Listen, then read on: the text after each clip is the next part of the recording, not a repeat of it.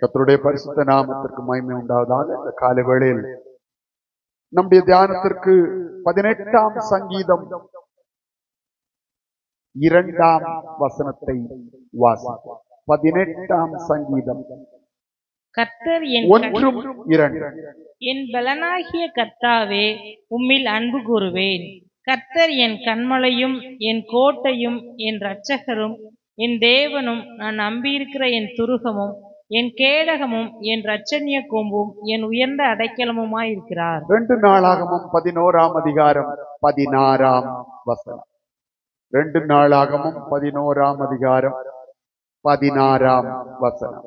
அந்த லேவியரின் பிறகாலே இஸ்ரவேலின் கோத்திரங்களில் எல்லாரும் இஸ்ரவேலின் தேவனாகிய கர்த்தரை தேடுகிறதற்கு தங்கள் இருதயத்தை நேராக்கினவர்கள் தங்கள் பிதாக்களின் தேவனாகிய கர்த்தருக்கு பலியிடும்படிக்கு வந்தார்கள். கர்த்தரை தேடுகிறதற்கு தங்கள் இருதயத்தை நேராக்கினவர்கள். பிரியமானவர்களே, இஸ்ரவேல் ஜனங்கள் கர்த்தரை தேடுகிறதற்கு சில வழிமுறைகள் இருந்தது. சாதாரணமா பழைய ஏற்பாட்டுல தேவன் அவர்களுக்கு வெளிப்படுத்தின நாமம் என்ன? யெகோவா என்கிற நாமம். ஏன்னா சீனாய் மலையில வச்சுதான் கர்த்தர் என்ன செய்யறாரு? அந்த நாமத்தை அதிகாரப்பூர்வமாக வெளிப்படுத்துகிறார். அதுக்கு முன்னாடி எரிகிற முச்செடியில மோசேக்கு தரிசனமான பொழுது உங்களுடைய நாமம் என்னன்னு கேட்கிறான். அப்ப ஆண்டவர் சொல்றாரு, தமிழ் பைபிள்ல இருக்கிறவராகவே இருக்கிறேன். ஆனா எபிரேய பாஷையில அது யாவே. அந்த நாமம் எழுதி மோசேக்கு கொடுக்கப்பட்ட பொழுது 3 எழுத்து தான். YWH. சோ ஆங்கிலத்துல அது எபிரேய பாஷையை அப்படியே நீங்க ஆங்கிலத்துல இருந்தீங்கன்னா YWH. இப்ப இந்த YWH இதை நம்மளால உச்சரிக்க முடியுமா? இல்ல, YWH மட்டும் உச்சரிச்சு பாருங்க, உச்சரிக்க முடியாது. ஏன்னா எல்லாம் மெய்யெழுத்து. இதை நீங்க உச்சரிக்க முடியாது. அப்ப அதோடு உயிரெழுத்து சேர்ந்தாதான் என்ன செய்ய முடியும்? உச்சரிக்க முடியும். ஆனா ஒரு எபிரேய சிறு பிள்ளை கிட்ட இது என்னதுன்னு கேட்டீங்கன்னா யாவே அப்படின்னு அவங்களுக்கு ஆட்டோமேட்டிக்கா தெரியும். எங்க ஏ வரும், எங்க ஈ வரும். ஏயும் உயிரெழுத்து, ஈயும் உயிரெழுத்து. அதனாலதான் வவல்ஸ் அப்படின்னு சொல்லுவாங்க. வவல்ஸ் என்னென்ன? AEIOU இதெல்லாம் உயிரெழுத்துக்கள். ஆட்டோமேட்டிக்கா அவங்க யாவே அப்படின்னு படிச்சிருவாங்க. அது இங்கிலீஷ்ல தான் ஜெகோவா என்று மொழிபெயர்க்கப்பட்டது. அது பல இடத்துல வேதத்துல கர்த்தர் என்று, யாவே என்கிற அந்த வார்த்தை கர்த்தர் என்றும் மொழிபெயர்க்கப்பட்டது. ஆனா மோசே கிட்ட தேவன் பேசும் பொழுது என்ன சொல்றாரு? நான் இருக்கிறவராகவே இருக்கிறேன். இந்த யாவே அப்படிங்கிற இந்த வார்த்தைக்கு எபிரேய பாஷையினுடைய ஒரு பெரிய விசேஷம் என்னன்னா, ஒரு வார்த்தையிலிருந்து பல வார்த்தைகள் உருவாகும். ஒரு அடிப்படையான ஒரு வார்த்தையை வச்சுட்டு அதுல இருந்து அதோடு தொடர்புடைய பல வார்த்தைகளும் உருவாகிட்டே வரும். அதான் எபிரேய பாஷையுடைய ஒரு ஸ்பெஷாலிட்டி. ஆகவே இப்ப தமிழ் பாஷையை எடுத்துக்கிட்டீங்கன்னா பல அர்த்தங்கள் உள்ள வார்த்தை இருக்கிறது. இப்ப மதி அப்படின்னா அறிவுன்னு ஒரு அர்த்தம் இருக்கு. அடுத்தது சந்திரன். மதி அப்படின்னா சந்திரன் என்கிற அர்த்தமும் இருக்கிறது. அர்த்தங்கள் நிறைய, ஒரே வார்த்தைக்கு வேற வேற அர்த்தங்கள்லாம் இருக்கும். ஆனா அங்க எப்படின்னா ஒரு அடிப்படை, அதாவது ரூட் வேர்ட் அப்படின்னு சொல்லுவாங்க. அந்த வார்த்தையை வச்சுக்கிட்டு அதுல இருந்து நிறைய வார்த்தைகள் வரும். அப்படி வரும் பொழுது அந்த வார்த்தைகளுக்கு பல அர்த்தங்கள் உண்டு. இப்ப ஆண்டவர் மோசே கிட்ட சொல்லும் பொழுது இந்த யாவே அப்படிங்கிறதான் I am that I am, இருக்கிறவராகவே இருக்கிறேன். அதனுடைய அர்த்தம் unchanging God. அப்ப யாவேன்னா அதுக்கு அர்த்தம் இது மட்டும் தானா?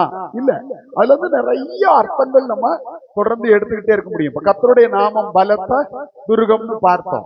இப்ப இஸ்ரவேல் ஜனத்தை பொறுத்த வரைக்கும் ஒவ்வொரு இக்கட்டு வரும் பொழுதும் அந்த இக்கட்டுக்கு சம்பந்தமுடைய தொடர்புடைய அந்த பெயர்களை சொல்லிதான் அவங்க தெய்வத்தை நோக்கி ஜெபிக்கிறது வழக்கம். இப்ப நமக்கெல்லாம் ஒரே ஒரு நாமம் தான் நமக்கு புதிய ஏற்பாட்டுல கொடுக்கப்பட்டிருக்கு, அது இயேசு என்கிற நாமம். ஆனால் பழைய ஏற்பாட்டுல ஒவ்வொரு சூழ்நிலையிலும் ஒவ்வொரு அந்த நாமத்தை சொல்லி கர்த்தருக்கு பல நாமங்கள். யெகோவா அப்படின்னு எடுத்துக்கிட்டீங்கன்னாவே யெகோவா ஷம்மா, யெகோவா ஷாலோம், யெகோவா ரூவா, யெகோவா ரஃபா, யெகோவா ரா, என்ன நிறைய சொல்லிக்கிட்டு போலாம். யெகோவா சிக்கனோ. சோ இப்படி நிறைய வார்த்தைகள் இருக்கிறது. அப்ப அவங்க அந்தந்த சூழ்நிலைகளுக்கு ஏற்றது போல அந்தந்த பெயர்களை என்ன செய்யறது, சொல்லி சொல்லி சொல்லி ஜெபிக்கிறது வழக்கம். ஆனால் இந்த எல்லா பேரும் ஒட்டு மொத்தமா ஒரு பெயருக்குள்ள இருக்குதுன்னா அது எந்த நாமம்? அதனாலதான் என்ன, எல்லா நாமங்களுக்கும் மேலான நாமத்தை அவர் தந்தருளினார். அந்த நாமம் எப்படிப்பட்ட நாமமா? வானோர், பூதலத்தோர், பூமியின் கீழானோர் எல்லாருடைய முழங்காலும் முடங்கும்படிக்கு. அப்ப யெகோவா என்கிற நாமத்தை பார்க்கிலும் மேலான நாமம் இயேசு என்கிற நாமம். இப்ப நான் அதுக்குள்ள ரொம்ப டீட்டெயிலா போகல.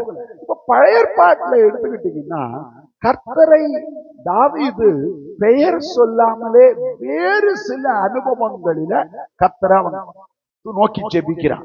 அப்படி ஜெபிக்கிறத தான் நம்ம பார்த்தோம். திரும்ப வாசிங்க 1-2. என் பலனாகிய கர்த்தாவே. இப்ப கர்த்தரை தேடணும், தாவீது தேடுறான். ஆனா கர்த்தரை எப்படி தேடுறது? சம்திங் ரிலேட்டட் வித் ஹிம், அவனோடு தொடர்புடைய சம்பந்தமுடைய ஏதோ ஒன்றை சொல்லிதான் அவன் கர்த்தரை தேடுறான். எப்படி என்ன சொல்றான்? என் பலனாகிய, the Lord is my strength, தேவனுடைய பலன். அப்ப அவன் கர்த்தரை தேடும் பொழுது என்ன சொல்றான்? என் பலனாகிய யாவே இஸ் மை ஸ்ட்ரெங்த். பழைய ஏற்பாட்டுல கர்த்தாவேன்னு வர்ற இடத்துல எல்லாம் யாவே என்கிற வார்த்தை பயன்படுத்தப்பட்டிருக்கு. யாவே பேர் தான், but who is that Yahweh? He is my strength. அவன் கர்த்தரை தேடும் பொழுது கர்த்தர் அவன் எப்படி பார்க்கிறான்? கர்த்தர் என்னுடைய பலன். அப்ப என்னுடைய மாம்சம் என்னுடைய பலன் அல்ல. இப்ப என் மாம்சத்துல பலவீனம் வரும்போது யாருதான் எனக்கு பலனா இருக்க முடியும்? உமன்ஸ் ஹார்லிக்ஸ் குடிக்கலாமா? மதர்ஸ் ஹார்லிக்ஸ் குடிக்கலாமா? இப்ப மென்ஸுக்கும் என்னென்னமோ எல்லாம் வந்துருச்சு. எதை குடிச்சாலும் நமக்கு பலன் வரப்போறது அவன் கம்பெனிக்காரன் கல்லா நிரம்பும், நமக்கு எந்த பலனும் வரப்போறது இல்ல. பிரியமானவர்களே, அப்ப பலன் அப்படின்னு சொல்லும் பொழுது தாவீது தன்னுடைய ராணுவத்தை தன்னுடைய பலமாய் சொல்லல, தன்னோடு கூட இருந்த மனிதரை தன்னுடைய பலனாய் சொல்ல. ஏன் தமிழ் இருந்த அபிஷேகத்தை கூட அவன் பலன்னு சொல்லல. யார்தான் என்னுடைய பலன்? அபிஷேகம்னா சம்திங் ஃப்ரம் காட், தேவனிடத்திலிருந்து எனக்கு கொடுக்கப்பட்ட ஏதோ ஒன்று. நான் அதை மட்டுமே என் பலனாய் சொல்ல போறது இல்ல. The whole God himself is my strength. அந்த முழு தெய்வத்துல நான் எதையும் கொஞ்சத்தை கூட நான் இழக்க விரும்பல. தெய்வத்தினுடைய சிந்தை என்னுடைய பலன், தெய்வத்தினுடைய வார்த்தை என் பலன், தெய்வத்தினுடைய தரிசனம் என் பலன், தெய்வத்தினுடைய ஜீவன் என் பலன், தெய்வத்தினுடைய கிரியைகள் என்னுடைய பலன். நான் எதையும் இழக்க விரும்பல. எனக்கு எல்லாத்துல இருந்து என்ன செய்யுது? பலன் கிடைக்குது. இப்ப ஒரு சின்ன உதாரணம், இன்றைய பிள்ளைகள் காய்கறி சாப்பிடுறத விரும்புறதே. எல்லாத்துக்கும் என்ன வேணும்? என்ன வேணும்? செர்லாக்கா என்ன வேணும்? சாகுற வரைக்கும் சொல்லிக்கிட்டே இருக்கும் செர்லாக்கா. என்ன வேணும்? இன்றைய பிள்ளைகளுக்கு எது பிடிக்கும்? சிக்கன். ஸ்டார்டிங்கே சிக்கன். இது தவிர வேற எதையும் சாப்பிட யாரும் விரும்புறது இல்லை. ஆனா பலன் சிக்கன்ல மட்டுமே நமக்கு பலன் கிடைக்க போறது இல்ல. நான்வெஜ்ல ஓகே, பட் அதுக்காக எனக்கு காய்கறியே பிடிக்காது, எனக்கு காய்கறியே வேண்டாம் அப்படின்னீங்கன்னா நீங்க சீக்கிரம் வியாதிப்பட்டுருவீங்க. ஏன்னா மினரல்ஸ் அண்ட் விட்டமின்ஸ் இருக்கிறது எதுல? காய்கறியில. சிக்கன்ல புரதம் தான் அதிகம் இருக்கு, ஃபேட் கொஞ்சம் இருக்கு, அது மட்டுமே போதாது. அப்ப எல்லாமே நமக்கு தேவை. அப்ப தாவீது அதனால சொல்லிட்டான், ஆண்டவர் முழுசா எனக்கு வேணும். நான் ஆண்டவரை யாருகிட்டையும் பங்கு போடுறதுக்கு ரெடியா இல்ல. I want the whole God himself, the whole Godhead himself. எனக்கு தெய்வத்துவத்தின் பரிபூர்ணம் எனக்கு வேணும். தெய்வத்துல ஒரு பரிபூர்ணம் இருக்கு, எனக்கு கொஞ்சம் போதும் இல்ல, எனக்கு தெய்வம் முழுசா வேணும். தெய்வத்தை நான் ஒருபோதும் என்ன, தெய்வத்தோட சிந்தை எனக்கு வேணும் போதும், தெய்வத்தோட வார்த்தை எனக்கு போதும், இல்லைன்னா தெய்வம் கொடுக்கிற ஆசீர்வாதம் போதும் அவன் சொல்லவே இல்லை. தெய்வமே எனக்கு வேணும்னா அப்ப எல்லாம் தெய்வத்துக்கிட்ட இருக்க எல்லாமே எனக்கு வேணும். அப்ப God is my strength என்று அவன் சொல்கிறான். தெய்வத்தை தேடுகிறவர்கள் எப்ப பார்த்தாலும் சோத்திரம் சோத்திரம் சோத்திரம் இருந்தா தெய்வத்தை தேட முடியாது. You have to relate God with yourself. தெய்வத்தை உங்களோட என்ன செய்யணும், சம்பந்தப்படுத்தணும். நீங்க முழங்கால் போடுறீங்கன்னா தெய்வம் யாரு உங்களுக்குங்கிறத முதல்ல சொல்லுங்க. அவர் ஆண்டவர். எந்த ஆண்டவர்? உலகத்திலையும் எத்தனையோ ஆண்டவர்லாம் இருக்கிறாங்க. மொட்டையா ஆண்டவர்னு சொல்லிட்டு போறதுல அர்த்தம் இல்ல.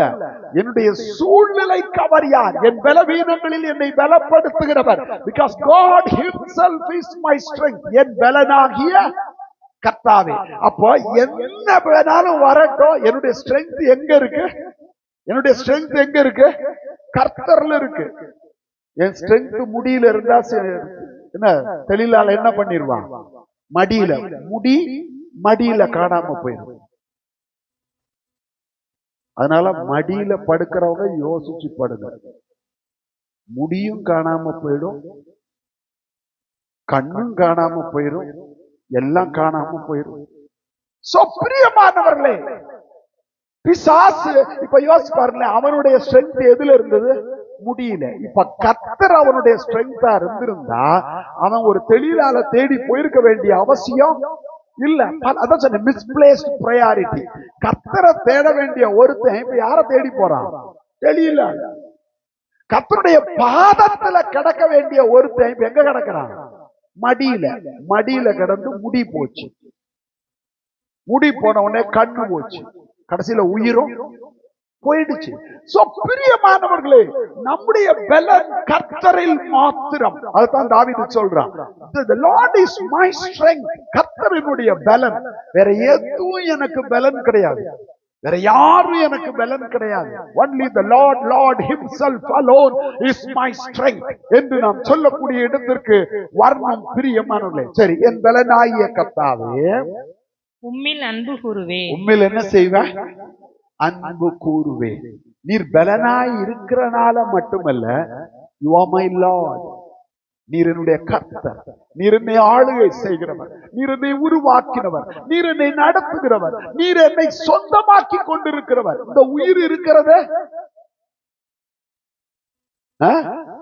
இந்த உயிர் இருக்கிறது உமக்காக. இந்த உயிரை தந்தது நீர் மட்டும்தான்.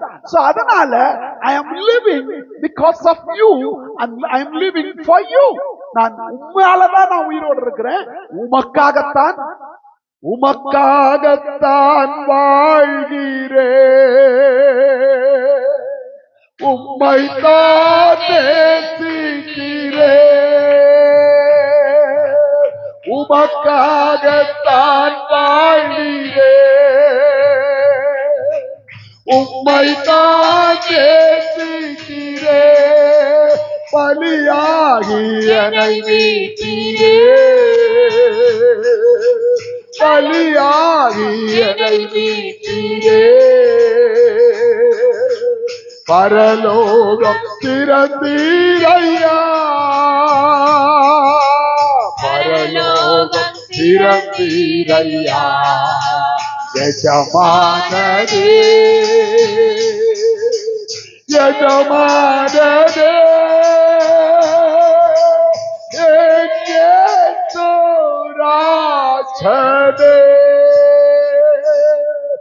பிரியமானவர்களே, நம்ம வாழ்றது அவருக்காக, வாழ்வது அவராலே, வாழ்வதும் அவராலே. அப்ப அவரால வாழ்ந்துட்டு நம்ம வேற யாருக்காக வாழ்ந்தா அது நியாயமா இருக்குமா? அது நீதியா இருக்குமா? அது யோக்கியமா இருக்குமா? பிரியமானவர்களே, அதனாலதான் அவன் சொல்றான், உம்மில் அன்பு கூறுவேன். அப்ப கர்த்தரை தேடுகிறவன் முதல்ல கர்த்தர் எனக்கு யார் என்கிறதை உணரணும். There is a gap. நமக்கு ஆண்டவருக்கு ஒரு கேப் இருக்கு. ஆண்டவரே ஆண்டவரேங்கிறோம், பட் ஸ்டில் அந்த கேப் இருந்துகிட்டே இருக்கு. ஒரு இடைவெளி இருந்துகிட்டே இருக்கு. ஆனா தாவீது கிட்ட அந்த இடைவெளி இல்ல. கர்த்தர் என் பலன். கர்த்தர்னு சொன்னா கேப். ஆனா கர்த்தர் என் பலன்னு சொன்னா கேப் என்ன ஆயிடுது? இல்ல, கம்ப்ளீட் ஆயிடுது. எனக்கு அவருக்கும் கனெக்ஷன் ஆயிடுது, தொடர்பு வந்துருது. நான் தனியா இல்ல, நான் அவற்றிருந்து விலகி இல்ல. பிரியமானவர்களே, எப்பவுமே நீங்கள் முழங்கால் படியிடும் பொழுது சும்மா ஆண்டு, அதனாலதான் என்னை நோக்கி கர்த்தாவே கர்த்தாவே கூப்பிடுறதுனால ஒரு பிரயோஜனமா இல்ல. சம்வேர் உங்களுக்கு அவருக்கு இருக்கிற கனெக்ஷன் என்ன ஆயிடுச்சு? கட்டா இருக்கு. So that's the reason you are not able to get anything from the Lord. நீங்க ஜெபிக்கிறீங்க, அழுகுறீங்க, உபவாசம் எடுக்கிறீங்க, but nothing happens. ஒண்ணுமே நடக்கிறது இல்ல. Why? What is the reason? அங்க ஏதோ ஒரு இடைவெளி இருக்கு. அப்ப இடைவெளி இல்லாமல் அது இணைக்கப்படும் பொழுது தெய்வத்தினுடைய எல்லா ஆசீர்வாதத்துக்கும், தெய்வத்தினுடைய முழுமைக்கும், தெய்வத்தினுடைய பரிபூர்ணத்திற்கு நாம் சொந்தக்காரராய் மாற ஆரம்பிச்சிடறோம். சரி, இப்போ தாவீது இதை சங்கீதமா எழுதி வச்சான். ஏங்க இதை சங்கீதமா எழுதி வச்சான்? என்ன காரணம்? சந்தோஷனாலயா? அப்ப முழு எனக்கு மட்டுமல்ல, ஒண்ணு நான் இதை திரும்ப திரும்ப என்ன செய்யணும்? என்ன, தாவீது பை நேச்சரே கர்த்தரை பாடி துதிக்கிற ஒரு கிருபை பெற்றிருந்தான். அப்போ கிறிஸ்தவ வாழ்க்கையில பாட்டுங்கிறது பிரிக்க முடியாத ஒரு பங்கு. கர்த்தரை பாட்டினால துதித்து என்ன செய்யணும்? மகிமைப்படுத்தணும். அப்ப அவனுடைய வேலை என்ன? தம்புருவை வச்சுக்கிட்டு, கிண்ணறத்தை வச்சுக்கிட்டு வாசிச்சு கர்த்தரை மகிமைப்படுத்துறது. அவன் அதோட தான் மட்டும் வாசிச்சு திருப்தி அடையல. அவன் இப்ப என்ன பண்ணிட்டான்? அத ராக தலைவனுக்கு என்ன செய்யறான்? கொயர் மாஸ்டர் ஒப்புவிக்கிறான். எதுக்காக? தேவாலயத்தில் அது என்ன செய்யப்படணும்? பாட்டாய் பாடப்படணும், ஆராதனையில பாடணும், இஸ்ரவேலர் பாடணும், இஸ்ரவேலர் கர்த்தரை மகிமைப்படுத்தணும். நான் மட்டும் இல்ல, எனக்கு கிடைச்ச வெளிப்பாடு எல்லாருக்கும் பயன்படணும். அப்ப எல்லாரும் கர்த்தரை பார்த்து என்ன சொல்லணும்? நீரன் பலன். என்ன? நீரனுடைய பலன், நீர் எனக்கு துணை. அப்ப கர்த்தரை நீங்க துதிக்கும் பொழுது நீங்கள் கர்த்தரில் என்ன செய்றீங்க? அன்பு கூறுகிறீர்கள். சும்மா வாயில நான் நேசிக்கிறேன், நான் நேசிக்கிறேன் சொல்றது இல்ல. கிரியையினால கர்த்தரை நேசிக்கிறவர்கள் முதலாவது கர்த்தரை துதிக்கிறார்கள். கர்த்தரை துதிக்காம நாம் கர்த்தரோடு இருக்கிற உறவுல இணைக்கப்பட முடியாது. கர்த்தரோடு இருக்கிற உறவுல இணைக்கப்பட முடியாது. So he relates himself with the Lord by saying what kind of God he has got. அவருக்கு எப்படிப்பட்ட தெய்வத்தை பெற்றிருக்கிறான், அல்லது who was his God, who is his God, அவனுடைய தேவன் அவனுக்கு யாராய் இருக்கிறார் என்று அவன் தெய்வத்தினிடத்துல ஒவ்வொரு நாளும் சொல்றான். அப்ப தெய்வம் மறந்துடுவாரா? இல்ல, தெய்வம் மறக்கிறதுக்கு இல்ல. அவன் ஆத்மா தெய்வத்தை மறந்துடக்கூடாது. அவன் ஆத்மா தெய்வத்தை மறந்துடக்கூடாது. ஏன்னா தெய்வத்தை மறக்க வைக்கிறதுக்கு இந்த உலகத்துல அநேக காரியங்கள் இருக்கு. அப்ப அதனாலதான் அவன் பாட்டா எழுதி கர்த்தர் என்ன செய்யறான்? துதித்து கொண்டே இருக்கிறான், கர்த்தரை மகிமைப்படுத்தி கொண்டே இருக்கிறான். சரி, இப்ப அவன் கர்த்தரை என் பலன்னு மட்டும் சொல்லல, அடுத்து என்ன சொல்றான் பாருங்க.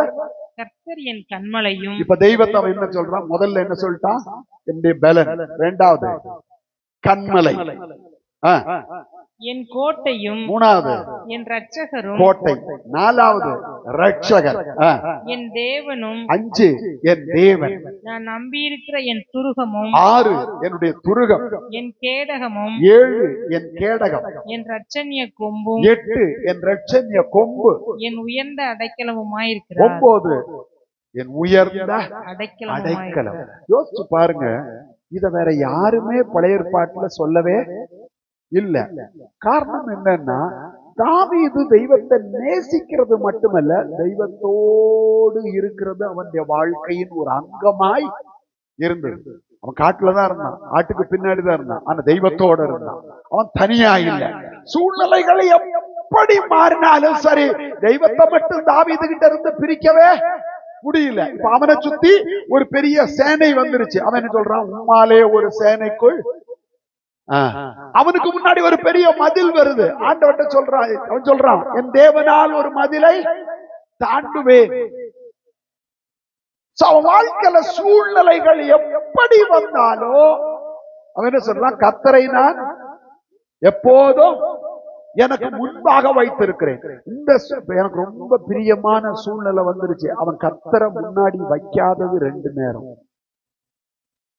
ஒண்ணு பத்சேபாளை பார்த்த பொழுது, 2 இஸ்ரவேலை எண்ணி தொகையிட அவன் தீர்மானித்த பொழுது. 2மே அவனுக்கு தோல்வியா மாறிடுச்சு. ஏன்னா அவனோட லைஃபோட ஒரு பார்ட் தெய்வம். தெய்வம் இல்லாம, நீர் இல்லாமல் நான் வாழ முடியாது. அதனால வாழ முடியாது, வாழ முடியாது, என் பக்கத்திலே இரு. ஓ இயேசுவே, நீர் இல்லாமல் நான் வாழ முடியாது. எல்லாரும் நம்ம மொழிய நம்மளே கொலை பண்ணி குத்திராஜ். என்ன பாஷா? தமிழ் பேசும். தமிழ் தமிழ் அப்படின்னு நம்ம சொல்றல. தமிழ் தமிழ் இல்ல, தமிழும் இல்ல, திமிழும் இல்ல, தமிழ். பிரியமானவர்களே, அப்போ தெய்வம் இல்லாமல் நம்மளால ஒண்ணுமே செய்ய முடியாது. தாவீது தன்னுடைய ஜீவியத்துல தெய்வம் தன்னோடு கூட இருக்கிறார் என்கிறத வெளிப்படுத்திக்கிட்டே இருக்கிறான். ஒரு பக்கம் ஆத்மாவை பார்த்து சொல்லிட்டு இருக்கான். 42ஆம் சங்கீதம் நினைக்கிறேன். அவன் ஆத்மாவில எருக்க வருது, ஆத்மா தொய்ந்து போகுது. அவன் சொல்றான், அவன் ஆத்மாவை பார்த்து அவனே பேசுறான், என் ஆத்மாவே நீ ஏன் கலங்குகிறாய்? ஏன் எனக்குள் கலங்குகிறாய்? ஏன் எனக்குள் தியங்குகிறாய்? ஏன் எனக்குள் தியங்குகிறாய்? தேவனை நோக்கி காத்திரு. யாரை பார்த்து காத்திரு? தேவனை நோக்கி காத்திரு. அவர் சமூகத்து ரட்சிப்பு நிமித்தம் நான் இன்னும் அவரை துதிப்பேன். சரி, ஆத்மாவை பார்த்து காத்திருன்னு சொல்லிட்டு நான் துதிப்பேன்கிறான். அப்ப அந்த நான் யாரு? அவனுடைய ஆவி. ஏன்னா ஆவிதான் கர்த்தரை எப்போது என்ன செய்யும்? துதிக்கும். ஆத்மா உலகத்துக்குரியவைகளை தேடும், பூமிக்குரியவைகளை தேடும், சுயத்துக்கு அடுத்தவைகளை தேடும். அதனாலதான் அதே சங்கீதக்காரன் சொல்றான், என் ஆத்மா மண்ணோடு ஒட்டி கொண்டிருக்கிறது. அடிக்கடி ஆண்டவரை ஆத்மா விட்டுரும், அடிக்கடி ஆத்மா சரீரத்துக்கு பின்னாடி போயிடும். ஆனால் ஆவியோ தன்னை தந்த தெய்வத்தை நோக்கி பார்க்கக்கூடிய தன்மை உடையது. அப்போ பிரியமானவர்களே, அவன் தெய்வத்தை தேடுறான். எப்படி தேடுறான்? தனக்கு தெய்வம் யார் என்கிறதை வெளிப்படுத்தி அவன் தெய்வத்தை தேடுகிறவனாய் இருக்கிறான். பிரியமானவர்களே, அப்ப பைபிள்ல தெய்வம் உங்களுக்கு, அப்ப சரி பாஸ்டர் இதெல்லாம் பழைய ஏற்பாடு, இதை போய் நம்ம சொன்னா புதிய ஏற்பாட்டுக்கு இது பொருந்தும். இப்ப அடுத்தது, இப்ப அவன் 2ஆம் வசனத்துடைய ஸ்டார்டிங்ல என்ன சொல்றான்? கர்த்தரே கன்மலை. கர்த்தரே கன்மலை. புதிய ஏற்பாட்டிலையும் யாரு கன்மலை? யாரு? கர்த்தராகிய இயேசு கிறிஸ்து, நம்முடைய கன்மலை கிறிஸ்து. பிரியமானவர்களே, அப்ப இதுக்கு பழைய ஏற்பாடு நான் துதிக்க மாட்டேன் இல்ல. The Lord is my rock, கன்மலை. நீங்க நல்லா கவனிச்சு பாத்தீங்கன்னா, நான் கூட யோசிச்சேன், எதுக்குடா ஆண்டவர் பாறையா இருக்கிறாரு? பாறை ஏன்? கல்லு, பாறை, இதெல்லாம் தான் தெய்வம் சொல்ற. இப்ப நீங்க வாசிங்களேன், ஏசாயா 28:16 வாசிங்க. ஏசாயா 28:16.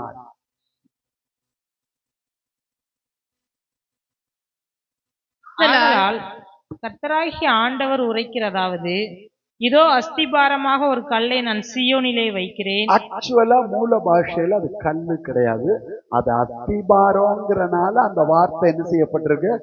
பயன்படுத்தப்பட்டிருக்கு. அஸ்திபாரத்துல இப்பதான் கான்கிரீட். பழைய காலங்கள்ல ஒரு பெரிய வீடோ அரண்மனையோ கட்டினாலும் எதுலதான் கட்டணும்? கல்லுல தான் கட்டணும். அப்போ அதனால அஸ்திபாரமாக, ஆனா மூல பாஷையில அஸ்திபாரமாக நான் ஒரு பாறையை வைக்கிறேன். அது பரீட்சிக்கப்பட்டதும், அந்த கல் பாறைங்கிறது ஒரு பெரிய கல். அப்ப அந்த கல் என்ன பண்ணப்பட்டிருக்கு?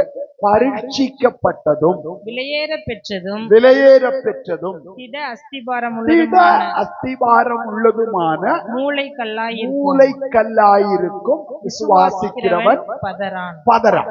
சோ பிரியமானவர்களே, அப்ப ஆண்டவர் கல்ல பத்தி பேசுறார் அல்லது ராக் பாறைய பத்தி பேசுறார்.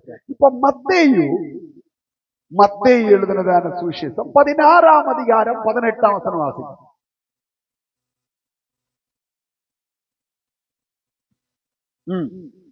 மேலும் நான் உனக்கு சொல்லுகிறேன், நீ பேதுருவாய் இருக்கிறாய். நீ யாரா இருக்கிற? கிரீக்ல பட்ரோஸ். பட்ரோஸ் அப்படின்னா ஒரு கூழாங்கல். நீ ஒரு கூழாங்கல்லா இருக்கிறாய். இந்த கல்லின் மேல் என் சபையை கட்டுவேன். அங்க பயன்படுத்தப்பட்டிருக்கிற வார்த்தை வேற. பெட்ரோஸ் இல்ல, பெட்ரா. பெட்ரா அப்படின்னா மேசிவ் ராக், ஒரு பெரிய பாறை. இந்த பாறையின் மேல் என் சபையை கட்டுவேன், பாதாளத்தின் வாசல்கள் அதை மேற்கொள்வதில்லை. அப்ப அந்த பெரிய பாறை யாரு? கர்த்தராகிய இயேசு கிறிஸ்து. அவர்தான் கன்மலை. இந்த கன்மலையின் மேல் என் சபையை என்ன செய்வேன்? கட்டுவேன் என்று அவர் சொல்கிறார். அப்ப God is the rock அப்படின்னு சொல்றதுக்கு என்னெல்லாம் காரணம்? Number 1, He is the foundation of our Christian life. தேவ கிறிஸ்து கிறிஸ்தவ ஜீவியத்தின் அஸ்திபாரமாக இருக்கிறார். Number 1, He is the foundation. நம்முடைய பவுண்டேஷன் கர்த்தராகிய இயேசு கிறிஸ்து. அவர் வெறும் அரளக்கல் இல்ல, 100 வருஷத்துக்கு அப்புறம் காணாம போற கான்கிரீட்டும் அல்ல, a massive rock. ஏன் பழைய ஏற்பாட்டுல தெய்வத்தை அவர்கள் பாறையோடு ஒப்பிட்டார்கள்?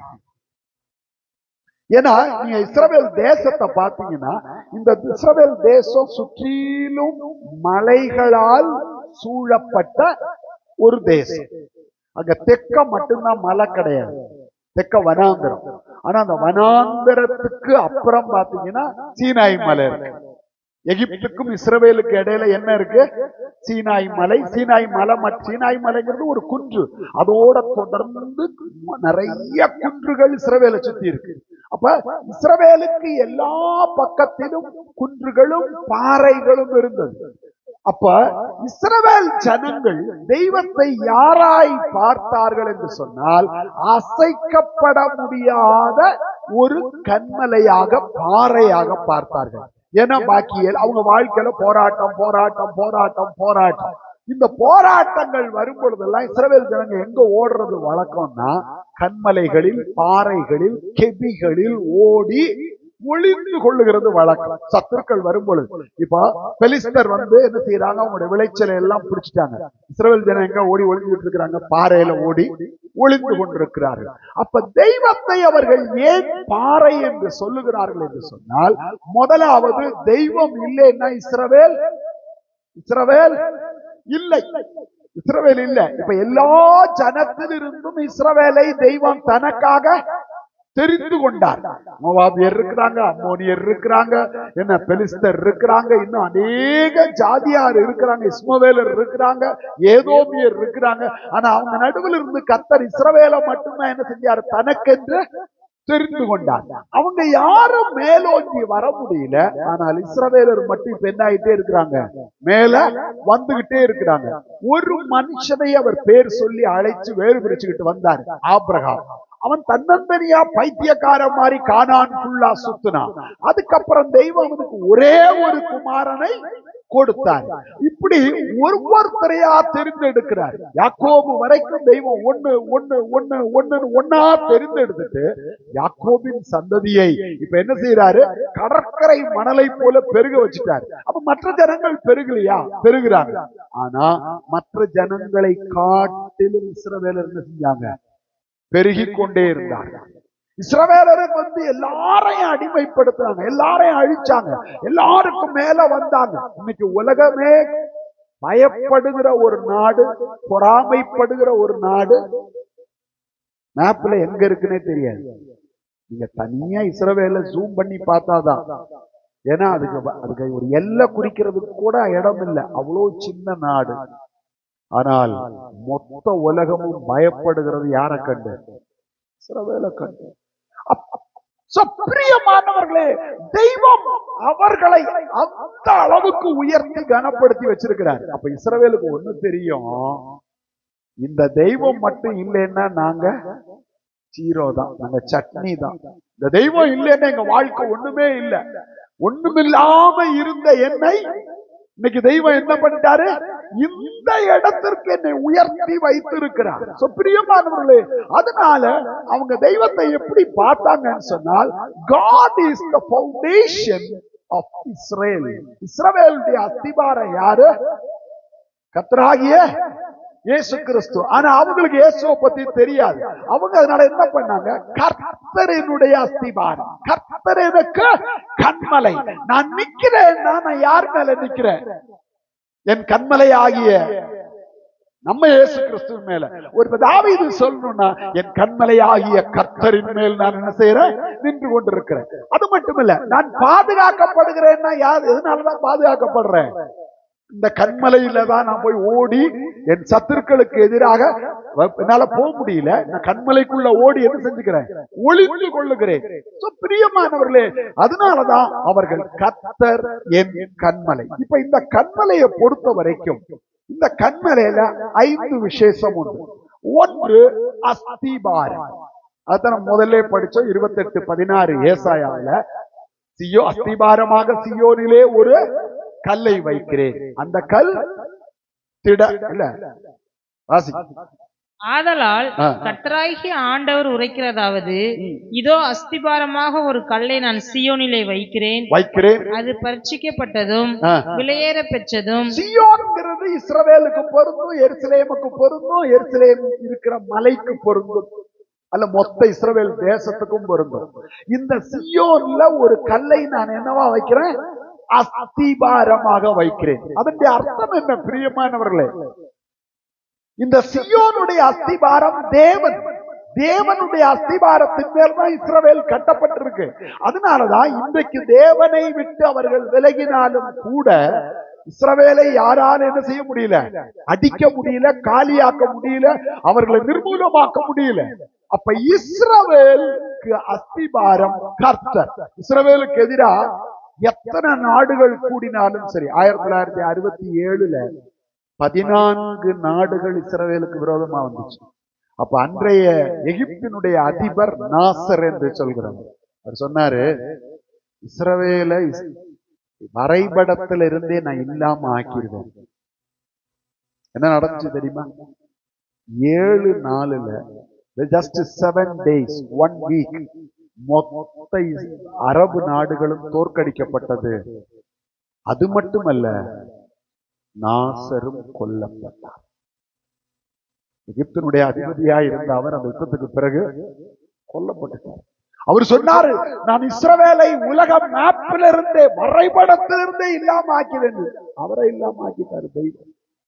ஏன்னா இஸ்ரவேல் ஒருவேளை கர்த்தரை விட்டு விலகி போயிருந்தால் இஸ்ரவேலை தெரிந்தெடுத்தது யார்? சொல்லுங்க, தேவன். தேவன் உன்னை எனக்கு சொந்த ஜனமாக நான் தெரிந்தெடுத்தேன் என்கிறார். உன்னை எனக்கு பரிசுத்த ராஜ்யமாக நான் தெரிந்தெடுத்தேன். ஆனா இஸ்ரவேலர் பல நேரம் விக்கிரகத்துக்கு பின்னாடி போனாங்க, தெய்வத்தை விட்டு விலகுனாங்க. ஆனால் தெய்வம் ஒரு நாளும் இஸ்ரவேலரை கைவிடவில்லை. சிக்ஷித்தார், சிக்ஷைகளுக்கு ஒப்பு கொடுத்தார், சீர்படுத்தினார், திரும்ப சேர்த்து கொண்டார். அதனாலதான் அவங்க எப்பவுமே கர்த்தருடைய கண்மலை, இஸ்ரவேலுடைய அஸ்திபாரம் கர்த்தர். இந்த காலை வேளையில உங்களை என்னை பார்த்து தேவன் ஒரு கேட்கிற ஒரு கேள்வி, am I your foundation? உடைய அஸ்திபாரமாக நான் இருக்கிறேன். நான் இருக்கிறேன். உன் இருதயம் எது மேல? நீ எதை நம்பிக்கிட்டு இருக்கிற? யார நம்பிக்கிட்டு இருக்கிற? பேங்க்ல இருக்கிற காசை நம்பிக்கிட்டு இருக்கிறியா? லாக்கர்ல இருக்கிற நகையை நம்பிக்கிட்டு இருக்கிறியா? இல்ல உறவுகளை நம்பிக்கொண்டு இருக்கிறாயா? Who is your foundation? கர்த்தரை விட்டுட்டால் இந்த வாழ்க்கையில ஒண்ணுமே இல்லைங்க. இந்த வாழ்க்கையில ஒண்ணுமே இல்லை. தெய்வம் நினைச்சா இப்படிங்கிறதுக்குள்ள நம்முடைய சுவாசத்தையே இல்லாமல் ஆக்க முடியும். ஒரு சர்வவல்லமுள்ள தேவன். அவர்கிட்ட போய் கேள்வி கேட்க முடியாது. ஆனாலும் அவர் நம்மை தெரிந்தெடுத்தபடியினால் நம்முடைய தவறுகள், நம்முடைய குற்றங்கள், நம்முடைய தோல்விகள், நம்முடைய மீறுதல்கள் எல்லாவற்றையும் மன்னித்து இன்னும் என்ன செஞ்சுக்கிட்டு இருக்கிறாரு? நம்மை மூடி மறைத்து பாதுகாத்து கொண்டிருக்கிறார். அதே இஸ்ரவேல் தான் சொல்றாரு, உன்னை என்னுடைய உள்ளங்கைகளில் வரைந்திருக்கிறேன், உன் மதில்கள் எனக்கு முன்பதாக இருக்கிறது. இப்ப அவங்களுடைய அஸ்திபாரம் முதலாவது கர்த்தர். அப்ப சபையோட அஸ்திபாரம் யாருதான்? கர்த்தராகிய இயேசு கிறிஸ்து, கன்மலையாகிய இயேசு கிறிஸ்து. இயேசு இல்லைன்னா சபை இல்ல. அதனாலதான் உலக தோற்றத்துக்கு முன்பதாகவே அவர் கிறிஸ்துவுக்குள் நம்மை தெரிந்து கொண்டார். பிரியமானவர்களே, இயேசு நம்முடைய அஸ்திபாரம். சரி, அடுத்தது இந்த கன்மலை அவர்களுக்கு யாராயிருந்தது? இரண்டாவது, this rock is the hiding place. இந்த கன்மலை இஸ்ரவேலருக்கு யாராய் இருந்தது என்று சொன்னால், இந்த கன்மலை இஸ்ரவேலருக்கு மறைந்து கொள்ளுகிற, ஒளிந்து கொள்ளுகிற ஒரு இடமாக காணப்பட்டது. இரண்டாவது, இளைப்பாறுகிற இடம். இளைப்பாறுகிற இடம். வாசிங்க ஏசாயா 32 அதிகாரம் 2 வசனம். ஏசாயா 32:2. அவர் காற்றுக்கு ஒதுக்காகவும், பெருவெள்ளத்துக்கு புகலிடமாகவும், வறண்ட நிலத்துக்கு நீர்கால்களாகவும், விடாய்த்த பூமிக்கு பெருங்கன்மலையின் நிழலாகவும் இருப்பார். இப்ப தெய்வம் இஸ்ரவேலுக்கு யாராக இருப்பாரா? திரும்ப வாசிங்க. அவர் காற்றுக்கு ஒதுக்காகவும். காற்று அடிக்குது. ஏன்னா இஸ்ரவேல் வனாந்திரம். வனாந்திரத்துல காற்று அடிக்கும் போது மண்ணும் புழுதியும் சேர்ந்து என்ன செய்யும்? தெற்கு பகுதி ஃபுல்லா வனாந்திரம், எல்லாம் அடிக்கும். அப்ப இஸ்ரவேலர் அந்த காற்றுக்கு மறைஞ்சுக்கணும்னா கன்மலைக்குள்ளதான் போய் என்ன செய்ய முடியும்? மறைந்து கொள்ள முடியும். காற்று அப்படின்னு சொல்லும் பொழுது யுத்தங்கள், வேதத்துல காற்றுங்கிறது யுத்தத்துக்கு அடையாளமாய் சொல்லப்பட்டிருக்கு. வெளிப்படுத்தல படிக்கிறோம், ஒரு தூதன் பூமியின் 4 காற்றுகளை என்ன செஞ்சானா? பிடித்து கொண்டிருந்தான்னு பார்க்கிறோம். அதனுடைய அர்த்தம் என்ன? உலகத்துல வரப்போகிற 4 மகா யுத்தங்கள். 2 யுத்தம் ஏற்கனவே வந்துருச்சு. First world war, second world war. இன்னும் 2 யுத்தம் வரணும் வேதத்தின்படி. ஒன்று அர்மகதோன் யுத்தம், அது அந்தி கிறிஸ்து ஆட்சி தொடங்குறதுக்கு முன்னாடி வரும். அதுக்கு அடுத்தது 1000 வருட அரசாட்சி தொடங்குறதுக்கு முன்னாடி அர்மகதோன் யுத்தம் வரும். அதுக்கு பிறகு வெள்ளை சிங்காசன நியாயத்திற்கு முன்னாடி கோகு மாகோகு யுத்தம். 1000 வருஷ அரசாட்சிக்கு பிறகு உலகம் ஃபுல்லா யுத்தம் வரும். பிரியமானவர்களே, பூமியின் 4 காற்றுகளை அவன் பிடித்துக் கொண்டிருந்தான்.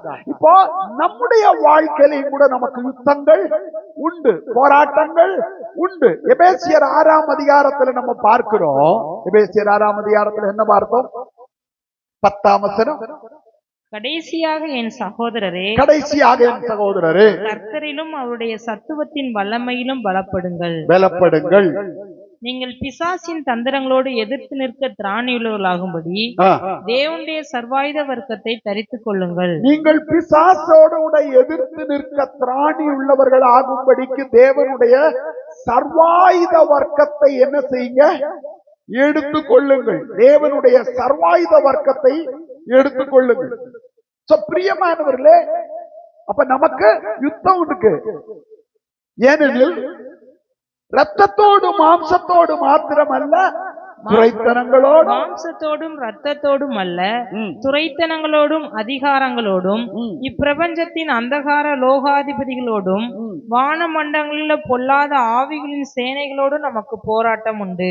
நமக்கு போராட்டம் உண்டு, நமக்கு யுத்தம் உண்டு. அப்ப யுத்தத்துல நமக்கு மறைஞ்சு பெரும் காற்றுக்கு மறைவிடமாய் இருக்க போகிறது யாரு? கர்த்தராகிய இயேசு கிறிஸ்து மட்டும். அப்ப இயேசு என்னுடைய நம்பிக்கை, இயேசு என்னுடைய மறைவிடம், இயேசு எனக்கு ஜெயம் கொடுக்கிறவர். இதனுடைய விசுவாசத்தை நான் யார் மேல வச்சிருக்கிறேன்? கர்த்தராகிய இயேசு கிறிஸ்துவின் மேல். தாவீது சொல்றான், அவர் என்னுடைய கன்மலை அப்படின்னு சொல்லும் பொழுது முதலாவது அவர் என்னை மறைத்துக் கொள்ளுகிறவர். சரி, இரண்டாவது அடுத்தது பெரும் காற்றுக்கு ஒதுக்காகவும், பெரும் வெள்ளத்திற்கு புகலிடம். வெள்ளம் வரும். வெள்ளம்ங்கிறது சோதனைகள். நம்ம வாழ்க்கையில ஒண்ணு போய் ஒண்ணு மாத்தி ஒண்ணு சோதனைகள் வந்துகிட்டே இருக்கும். ஆனா அந்த சோதனையின் நடுவில் நம்மளை பாதுகாக்கிறது நம்முடைய கர்த்தராகிய இயேசு கிறிஸ்து ஒருவர் மாத்திரமே. வறண்ட நிலத்துக்கு நீர்கால்களாகவும். வறண்டு, ஒருவேளை சில நேரம் ஒரு நன்மையும் பார்க்க முடியல, நம்முடைய வாழ்க்கையே வறண்டு போச்சு, அவ்வளவுதான், இதோட எல்லாம் க்ளோஸ். ஆனா அப்ப அதுக்கு என்னவா மாறுறாரா? வறட்சி வரும். வெள்ளம் வந்தால் புகலிடம், காற்று வந்தால் ஒதுக்கிடம், வறட்சி வந்தால் நீர்கால்கள் அப்படின்னு நம்மை உயிர்ப்பிக்கிறவர், நம்மை ஆசீர்வதிக்கிறவர், நம்மை செழிப்பாக்குகிறவர், நம்மை வளரச் செய்கிறவர், நம்மை அழியாம பாதுகாக்கிறவர். விடாய்த்த பூமிக்கு பெரும் கன்மலையின் நிழலாகவும் இருப்பார். விடாய்த்து போறதுன்னா என்னங்க? பிஎஸ்சி மேத்ஸ் சொல்லு. விடாய்த்து போறதுன்னா தண்ணி இல்லாம போறோம். ஒன்ன வச்சு நான் புது டிக்ஷனரி எழுத போறேன். உங்களுக்கு எல்லாம் எவனுக்குமே தமிழ் தெரியாதியா? ஒரே ஒரு ஆளுக்கு மட்டும்தான் தமிழ் தெரியும். நான் ஒன்ன வச்சு ஒரு டிக்ஷனரி எழுதியிருக்கேன். உன் பெரிய போட்டுறேன். சரியா? பிரியமானவர்களே, விடாய்த்துனா இழைத்து போகுதல், சோர்ந்து போகுதல், வீக் ஆயிடுறது. விடாய்த்து போறதுன்னா வீக் ஆயிடுறது. அப்படிப்பட்டவனுக்கு என்னவா மாறுறாரா? விடாய்த்தவனுக்கு கண்மலையின் நிழலாகவும் வெயில் போட்டு அடிச்சு கொளுத்துது. அப்படிப்பட்ட நேரத்துல அவன் ரொம்ப சோர்ந்து போயிடுறான். அவனுக்கு இதை கர்த்தர் என்னவா மாறுறாரா? கண்மலையின் நிழல் அப்படின்னு சொன்னா என்ன அர்த்தம்னா, இளைப்பாறுதல் தருகிறது. God is the resting place. இந்த கண்மலை அஸ்திபாரமா மட்டும் இல்ல, இந்த கண்மலை இளைப்பாறுதல் தருகிறவராயிருக்கிறார். அதனால நம்ம பாடுறோம், இளைப்பாறுதல் தரும் தேவா, அழைத்தோரை தேற்றிடுமே. இளைப்பாறுதல் தரும் தேவா, அழைத்தோரை தேற்றிடுமே. சிலுவை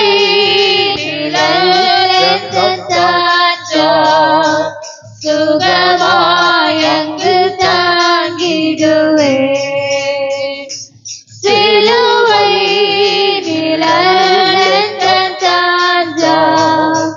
சுகமாயங்கு தாங்கிடுவே. அது எப்படிங்க சிலுவை நிழல் என் தஞ்சமாய் மாறும்?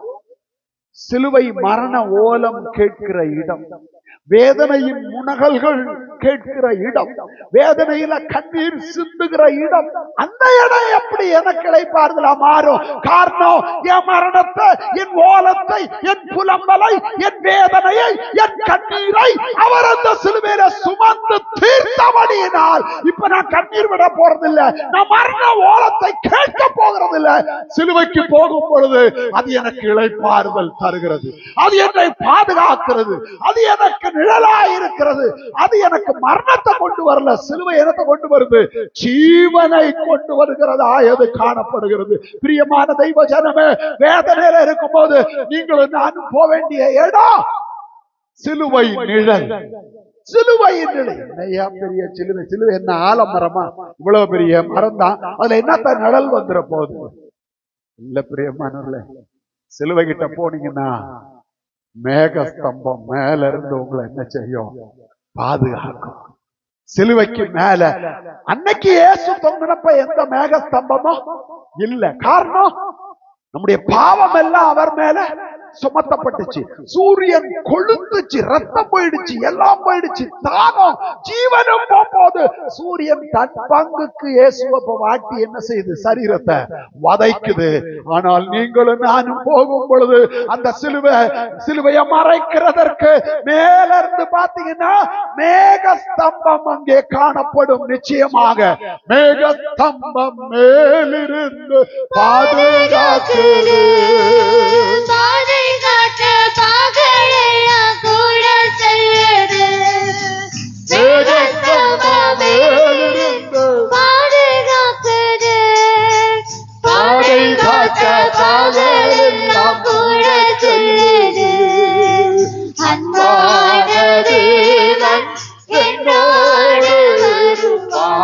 அது போதும் என் வாழ்விலே. அன்பான தேவா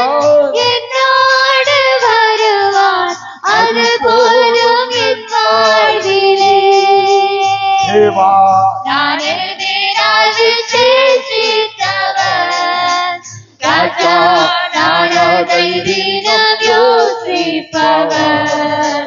தேவா நான் இனிதால் சிருஷ்டித்தவர். ராஜா நான் தைரியமாய் யோசிப்பவர். எதிராய் இது எதிராய் இரண்டோடு வருவதினாய். எதிராய் இது எதிராய் இரண்டோடு வருவதினாய். அன்றைக்கு இயேசு சிலுவையில தாகமாய் இருக்கிறேன்னாரு. ஆனா இன்றைக்கு நீங்களும் நானும் சிலுவைக்கு போனா தாகம் தீர்க்கப்படுவோம். ஏன்னா நமக்காக அவர் தாகமானார். இனிமே நம்முடைய தாகம் வெளியே வரப்போறது இல்லை. நம்முடைய ஆத்மா தாகம் தீர்க்கப்படும். நம்முடைய ஜீவியத்தின் குறைவுகள் நிறைவாக்கப்படுகிற இடம் அந்த சிலுவை. பிரியமானவர்களே, நம்ம இளைப்பாறுதல் கொடுக்கிறதுக்கு நமக்கு இன்றைக்கு ஒரு கன்மலை இருக்கிறது. அதனால பிரியமானவர்களே, நீங்களும் நானும் இளைப்பாறுதலை பெற்றுக்கொள்ள வேண்டியது அவசியம். சோ அது இளைப்பாறுகிற இடம். அடுத்தது அந்த சிலுவை மறைந்து கொள்ளுகிற இடம். வாசிங்க உன்னத பாட்டு 2ஆம் அதிகாரம் 14ஆம் வசனம். உன்னத பாட்டு. கன்மலையின் வெடிப்புகளிலும் சிகரங்களின் மறைவிடங்களிலும் தங்குகிற என் புறாவே. அந்த வசனம் யாத்ராகமம் 33:22 வாசம். யாத்ராகமம் 33:22. நான் என் மகிமையை கடந்து போகும்போது, என் மகிமை கடந்து போகும்போது நான் உன்னை அந்த கன்மலையின் வெடிப்பிலே வைத்து. மோசேயை பார்த்து ஆண்டவர் சொல்றாரு, உன்னை நான் கன்மலையின் வெடிப்பிற்குள் வைத்து நான் கடந்து போக மட்டும் என் கரத்தினால் உன்னை மூடுவேன். என் கரத்தினால் உன்னை என்ன செய்வேன்? மூடுவேன். ஏன்னா பழைய பாட்டுல தேவ மகிமையை பார்க்கிறதற்கு ஒரு மனிதனும் யோக்கிய உள்ளவன் அல்ல. ஏன்னா பாவங்கள் இன்னும் என்ன செய்யப்படல, மூடப்பட, பாவங்கள் இன்னும் மன்னிக்கப்படல. அப்ப பாவம் நிவர்த்தி ஆகாதபடியினால், ஆனா மோசைக்கு ஆசை என்னன்னா, உங்களுடைய மகிமையை நானு பார்க்கணும், உங்களுடைய முகத்தை பார்க்கணும். ஆனா கர்த்தர் சொல்லிட்டாரு, என்னை பார்த்துட்டு ஒருத்தர் உயிரோட இருக்க முடியாது. என் மகிமையை பார்க்கறதுக்கு இன்னும் ஒரு மனுஷனும் தகுதி உள்ளவன் அல்ல. மகிமை எங்கதான் வெளிப்பட போகுது? கல்வாரி சிலுவையில தான் மகிமை வெளிப்பட போகுது. அந்த சரீரம் கிழிக்கப்படும் பொழுதுதான் மகிமை வெளிப்படும். அப்ப மகிமையை பார்க்கணும்னா அந்த சரீரம் கிழிக்கப்பட்டு அதன் ரத்தத்துக்குள்ள வந்த மனிதன் தான் மகிமையை பார்க்கிறதுக்கு தகுதி உள்ளவன். ஆனாலும் மோசேக்கு ஆசை, நான் உண்மை பார்க்கணும். சரி, ஒண்ணு செய்யறேன். கண்மலை இருக்கு, கண்மலையில என்ன இருக்கு? வெடிப்பு. அந்த கண்மலையின் வெடிப்புல வச்சு நான் என்ன செஞ்சிருவேன்? கரத்தினால. ஏன்னா பாவம் மன்னிக்கப்படாத ஒருத்தன் தேவ மகிமையை கண்டால் அந்த மகிமை அவனை சுட்டெரிச்சு சாம்பலாக்கி. ஆனா கர்த்தர் என்ன செஞ்சார்? மோசைய கரத்தினால் மூடிக்கொள்ளுகிறார். கர்த்தர் அவனை விட்டு கடந்து போகிறார். அப்பொழுது அவருடைய பின்புறத்தை மட்டும்தான் மோசே பார்த்தான். எல்லா வசனம் வாசிக்க நேரம் இல்ல, அவருடைய பின்புறத்தை பார்த்தான் என்று வேதம் சொல்லுகிறது. அப்ப இங்க என்ன அர்த்தம்? கன்மலை மோசேக்கு மறைவிடமாக கர்த்தர் கொடுத்தார். இல்லைன்னா மோசே என்ன செய்ய முடியாது? அந்த மகிமையை பார்த்த உடனே அழிஞ்சு போயிருக்கணும். ஆனா கர்த்தர் என்ன செஞ்சாரு? தன்னுடைய கரத்தை வச்சு கன்மலையின் வெடிப்பில. அப்ப இட்ஸ் a hiding place. பிரியமானவர்களே, நம்முடைய வாழ்க்கையில அதனாலதான் நீதிமான் அதற்குள் ஓடி சுகமாய் தங்கி இருப்பான். கன்மலையாகிய கிறிஸ்துவுக்குள் நாம் மறைந்து கொள்ளும் பொழுது நாம் எந்த அழிவுக்கும் உட்படாதபடி நாம் பாதுகாக்கப்படுகிறோம். அதனால கன்மலை மறைந்து கொள்ளுகிற இடம். இப்ப வாசிக்க உன்னத பாட்டு 2:14. கன்மலையின் வெடிப்புகளிலும் சிகரங்களின் மறைவிடங்களிலும் தங்குகிற என் புறாவே, உன் முக ரூபத்தை எனக்கு காண்பி, உன் சத்தத்தை நான் கேட்கட்டும். உன் சத்தம் இன்பமும் உன் முக ரூபம் அழகுமாய் இருக்கிறது என்றார். இங்க பார்க்கிறோம், கன்மலையின் வெடிப்பிலதான் இந்த புறா என்ன செஞ்சுக்கிட்டு இருக்கு? தங்கிக்கிட்டு இருக்கு. அப்படின்னா என்ன அர்த்தம்? உள்ள வாடகைக்கு வீடு கட்டி விட்டுருக்காங்களோ, 5500 ரூபாய் வாடகை, அது கூடி கட்டி இருக்கு. அந்த புறா என்ன செய்யுது? கூடு கட்டி இருக்கு. எங்க வீட்டுல ஒரு புறா கூடு கட்டி அடகாத்து கிச்சன் ஜன்னல் 2 முறை குஞ்சு பொறிச்சுட்டு குஞ்சுகளை வளர்ந்தோடனே கூட்டிட்டு போயிடுச்சு. ஆனா சாப்பிட்டு அங்கே அந்த கூட்டுக்குள்ளேயே எச்சம் போட்டு ஃபுல்லா அந்த ஜன்னல் ஃபுல்லா நாரி கிடக்கும். அதனால எங்க வீட்டுக்காரம்மா என்ன பண்ணிடுறது, குஞ்சுகள் பறந்தவொடனே எல்லாத்தையும் கீழே தள்ளி விட்டுருது. கீழே தள்ளி விட்டுட்டு ஒரு 15-20 நாள் கழிச்சு அந்த 2 தாய் ஜோடியும் வரும். அந்த 2 தாயும் தகப்பும், அது வந்து ஆணும் பெண்ணும் வந்துட்டு என்னன்னா என் கூட்ட கலைச்சு விட்டுட்டா கரெக்டா தெரியும். ஒரு நாள் ஃபுல்லா கத்திக்கிட்டே இருக்கு. அப்புறம் 2வது நாள் 3வது நாள் தான் என்ன செய்யும், படுபாவி நாசமா போறவங்க எவனோ எல்லாத்தையும் கலைச்சு விட்டாங்க, உருப்படவே மாட்டாங்க, விளங்கவே மாட்டாங்க. அது அந்த சத்தம் கொடுக்கறத பாத்தீங்கன்னா வாயில வந்ததெல்லாம் சொல்லி திட்டுற மாதிரி இருக்கும். ஏன்னா கூட்டக்காரன் அதுக்கு கீழே பார்க்கும், அந்த கார்னர்ல தான் கட்டி இருக்கும், ஜன்னலுக்கும் அந்த இது கொசுவலைக்கு கம்பி இது போட்டு மலை போட்டிருக்கும், 2க்கு இடையில தான் அது கூட்ட கட்டிருக்கும். கூட்டக்காரன் அப்படியே பார்த்துட்டு 2 அந்த பாவம் தான் என் வீட்டுக்காரிய வாட்டி வதக்கிட்டு போல அடிக்கடி சுகம் இல்லாம. பிரியமானவர்களே, அப்ப அது தங்கி இருக்குன்னு அர்த்தம் என்ன, கூட கட்டி இருக்கு. இப்ப குருவி கூடுமா இருந்தா கூட எடுத்து உதறிட்டு என்ன செஞ்சிடலாம், திரும்ப வைக்கலாம். அது மொத்தத்துக்கு ஒரு 60-70 குச்சி தான் கொண்டு வருது. இப்படியே அப்படி இப்படின்னு வச்சு ஒரு தட்டு மாதிரி வச்சிருது. நான் கூட சொன்னேன், பேசாம ஒண்ணு செஞ்சிடலாமா, நம்மளே இந்த குருவி கூடு கட்டி அதெல்லாம் போயிடுச்சு. கூடு இருக்கு, ஒரு அப்படி பிளாஸ்டிக் நல்ல அகலமா ஒரு இது வாங்கி பவுல் மாதிரி வாங்கி அந்த குருவி கூட்டை உள்ள வச்சு கட்டிடலாமான்னா, அது தான் கட்டுன கூட்டுலதான் என்ன செய்யும், உட்காரும், முட்டை விடும். அல்லது நீங்க வீட்டுல வளர்க்கிற புறாவா இருந்தா கூடு கட்டி அதை பராமரிக்கலாம். இது காட்டுப்புறா, இது தான் கட்டின கூட்டை தவிர யாரையும் நம்பாது, அது யாரையும் நம்பாது. பிரியமானவர்களே, அப்ப கண்மலையின் வெடிப்புகளிலும் சிகரங்களின் மறைவிடங்களும் தங்கி இருக்குன்னா அது போய் என்ன செஞ்சிருக்கு, கூட்ட கட்டி இருக்கு. அப்ப அது வாசம் பண்றதே எங்க, கண்மலை வெடிப்புகளில். கண்மலை கிறிஸ்து. 1 கொரிந்தியர்ல படிக்கிறோம், அந்த ஞான கண்மலை கிறிஸ்துவே. அப்ப கிறிஸ்துவின் வெடிப்புங்கிறது எதை காண்பிக்கிறது என்று சொன்னால், கிறிஸ்துவின் பாடுகளை காண்பிக்கிறது. ஒரு தேவ பிள்ளை எங்க வாசம் பண்ணணும், சத்தமா சொல்லுங்க, மைக்ல சொல்லுங்க,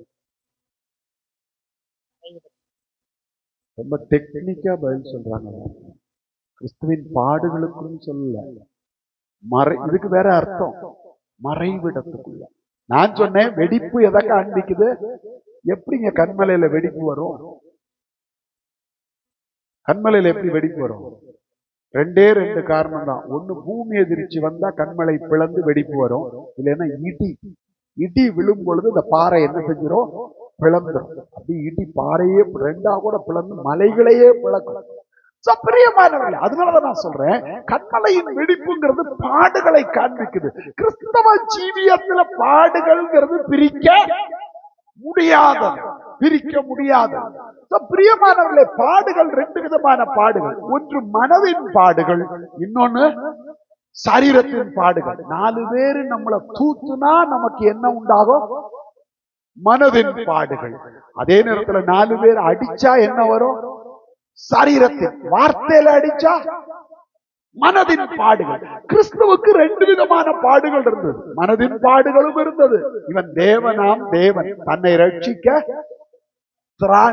இயேசு சோறு போட்டப்ப எவ்வளவு பேருங்க வந்தாங்க, 5000 புருஷர் மட்டும், ஸ்திரீகளும் பிள்ளைகளும் கணக்கில் இல்ல. ஆனா இயேசு சிலுவையில தொங்கினப்ப எத்தனை பேர் இருந்தாங்க, எத்தனை பேர் இருந்தாங்க, ஒரே ஒருத்தன், அவனும் தூர நின்று வேடிக்கை பார்க்கிறான். கொஞ்சம் ஸ்திரீகள் தான் நின்றுகிட்டு இருக்கிறாங்க, வேற யாரும் கூட இல்லை, எல்லாம் ஓடி போயிட்டாங்க, ரோம போர்ச்சவர்கள் தான் இருக்கிறாங்க. பிரியமானவர்களே, ஏன்னா இவங்க அங்க இருந்து பாக்குறான் 3 சிலுவை இருக்கு.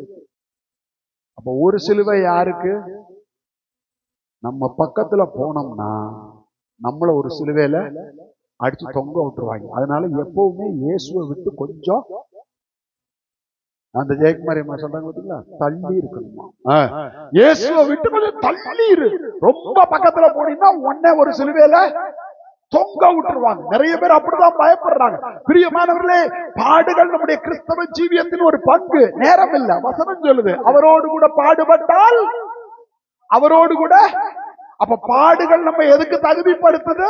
நித்திய ஆளுகைக்கு. இக்காலத்து பாடுகள் இனி வெளிப்பட போகும் மகிமைக்கு ஒப்பிடத்தக்கவைகள். அவரோடு கூட பாடுபட்டால் அவரோடு கூட ஆளுகையும் செய்வோம். தேவ ஜனத்துக்கு ஆளுகை இருக்கு, தேவ ஜனத்துக்கு மகிமை இருக்கு. அதனாலதான் பாடுகளை கர்த்தர் அனுமதிக்கிறார். சில நேரம் ஏச்சு வரும், பேச்சு வரும், நிந்தை வரும்.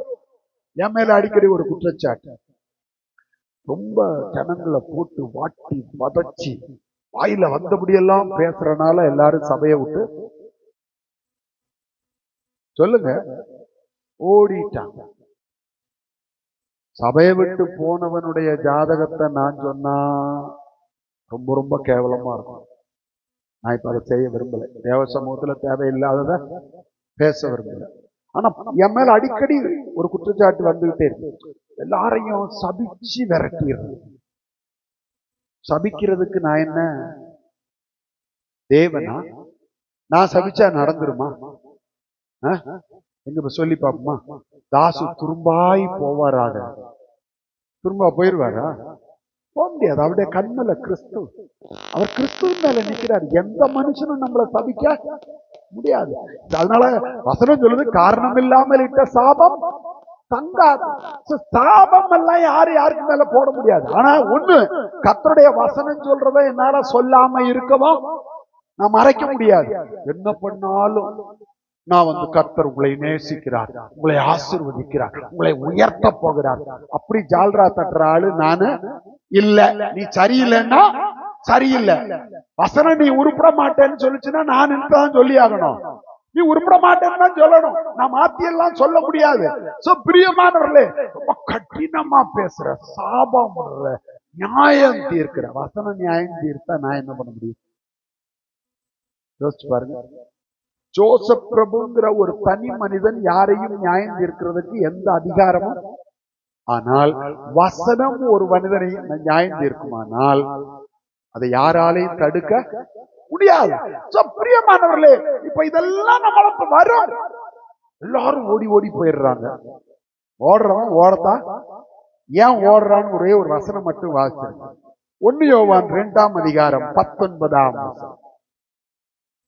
1 யோவான் 2ஆம் அதிகாரம். அவர்கள் நம்மை விட்டு பிரிந்து போனார்கள், ஆகிலும் அவர்கள் நம்முடையவர்களாய் இருக்கவில்லை.